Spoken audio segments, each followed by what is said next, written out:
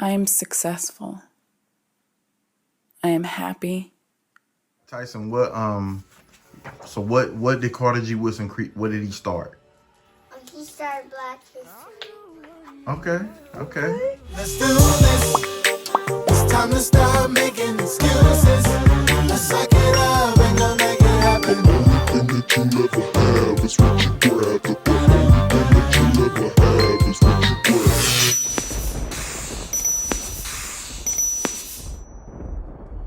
What's up, Team Jackson? It's your boy Ty. It's your girl Shara. And again, we are back with another video. Look, if you're new to the channel, please, we asking that you'll subscribe and hit the notification bell. You'll be notified every time we drop a video. You probably can tell we're in our bedroom, and we got this thing we've been doing now for about a week now, where we actually bring, oh God, well, they know it's late. You got to go off camera, you yawn on every video. But when we bringing the kids in and we actually reading to them, they come in here, we read, they ask questions, we ask them questions, and then they go to bed. So they all got showered, they're all chilling, and we're gonna actually read this book. Show them the book that we're on right now with the kids. It's called Carter Reads the Newspaper. Right, and this is a book on Carter G. Woodson. So we're gonna get into this video, y'all. We appreciate y'all. Peace. Okay, you guys, we are reading Carter Reads the Newspaper. Who is this book about? I know. Who, Tyson? Carter G. Woodson. Good job, Carter G. Woodson. Okay, each February we celebrate Black History Month. It's a time to honor heroes like Harriet Tubman, Rosa Parks, and Martin Luther King Jr. But there's one hero we sometimes forget. Carter G. Woodson didn't help people escape from slavery, start a bus strike, or lead a movement of millions, yet without him we might not have Black History Month. This is his story. Carter was born in a small farm in Virginia in 1875, 10 years after the end of the Civil War. Carter's parents, James Henry and Ann Eliza, were born into slavery, and Carter grew up hearing about their lives. The stories they told weren't part of any history book, but Carter kept them in his heart. James Henry had run away from his master to join the Union Army and fight for freedom. Times were hard. After the war, James Henry worked on the railroad, saving enough to buy a few acres of worn-out land. Most years, the crops brought in hundreds of dollars or less. Carter could only attend school for 4 months each year. The rest of the time, he was needed to work on the farm. Learning didn't happen just at school. James Henry taught his children to stand up for themselves and take pride in who they were. He gave Carter the courage to look anyone in the eye and declare, "I am your equal." Okay, what did his dad teach him to say? Go ahead. He taught him to say, "We are all equal." Okay, good job.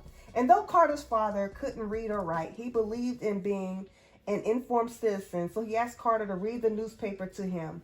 But newspapers weren't easy to come by. Sometimes Carter read old ones that had been used to wrap up food or packages. Reading the newspaper gave Carter his first glimpse of the wider world. I'm sorry, you guys, I haven't been showing you. So what did Carter start reading? Go ahead. He started reading the newspaper because his dad didn't know how to, and he did. Okay. Carter's older brother, Robert, found good paying work in the coal mines of West Virginia. Carter decided to join him there. Mining was a grueling work for a boy, not yet 17. It was dangerous. In his harsh place, Carter met a man named Oliver Jones. You'll have to look hard to find Oliver's name in a history book, but in that small mining camp in Fayette County, West Virginia, Oliver did something important. He changed one life, and that life changed many. Like Carter's father, Oliver was a Civil War veteran who believed in education. As a soldier who had been in the Battle of Appomattox on the final day of the Civil War, Oliver had fought for freedom and equality. He was still willing to do his part to further the cause, said Carter. Oliver threw up the doors of his little house to the other miners. He made his home a reading room, filling it with books by African American writers with newspapers from all over the country. He sold ice cream, fruits at all prices that men could afford. At first, Carter went for the food, but that changed. Carter said, "When Oliver Jones learned that I could read, he soon engaged me to inform him and his friends as to what was in the daily papers. Tyson, who is this book about? Carter D. Woodson. Okay. When Oliver and the other miners had questions about something Carter read in the newspaper, it was Carter's job to research the answers. If a Civil War veteran was in the news, Oliver wanted to know all about the man. I had to look him up in the books, inform my friends as to what battles he had fought, said Carter. If there was a question about economics, politics, or a new law, it was up to Carter to find out about it in the newspaper and explain it to his friends. And so the seed of Carter's own life began to grow. My interest in penetrating the past of my people was deepened.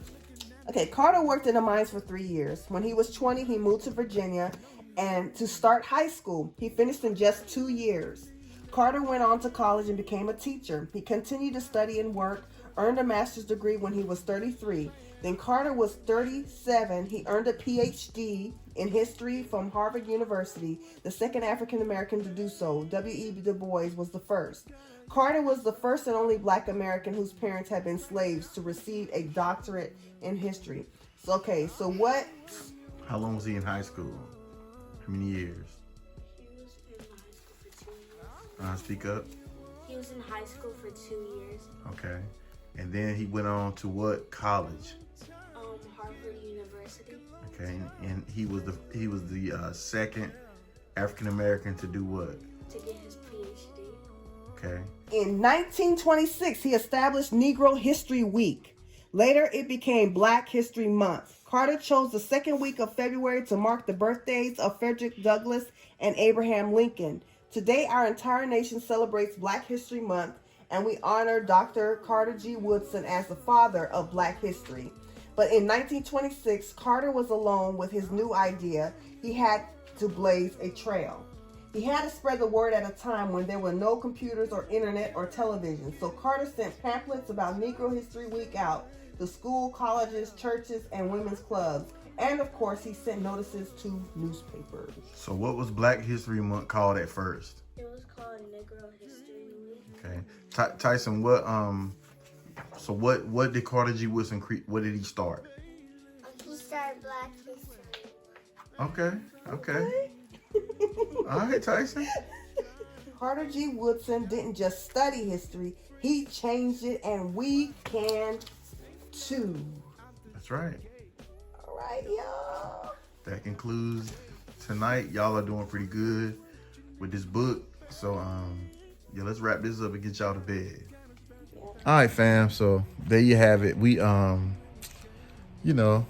trying to do better with them. And it's fun because we actually learn a lot doing this stuff too. So we hope we inspiring you guys to teach this next generation what time it is, what's going on. Just in anything. If they need help in math, whatever it is, we work with them. Of course, with their school stuff, but we want to just take that extra time and just show them what we feel they need to know. You know what I'm saying? We feel like if they don't understand their past, their past, there's no way they can see where they're going in the future. And we want to inspire them, just show them the people that came before to pave a way for us to be who we are today and even have the opportunities. Even though we got a long way to go, y'all. We got a long way to go. We're still fighting for some of the same things these people we're teaching them about fought for. But we'll show y'all probably, just some other studies and that book. Do you have it with you now? I'm encouraging anybody got young kids, please. Like we're literally chilling. Like we about to go to bed. But yeah, this book right here, we encouraging y'all to just pick it up. It's fun. The kids love it. And then it has some other pages. It has some stuff in it, like more information in it. Like, can you see that? There's other figures. And stuff. And in the back they have like websites and stuff. More information if you want more information on Carter G. Woodson. Yeah. So that's that, y'all. So we want to say we appreciate you guys for stopping through, hanging out with us. And we just felt it was important to share this little moment with you guys. So you guys take care. If you're new to the channel, please subscribe, hit the notification bell, be notified every single time we drop a video. We out of here, guys. Team Jackson, peace and love. Starting to really believe that communication is the key. I think communication is the key. We need to start communicating more. Let's just start communicating more. Let's have more conversation.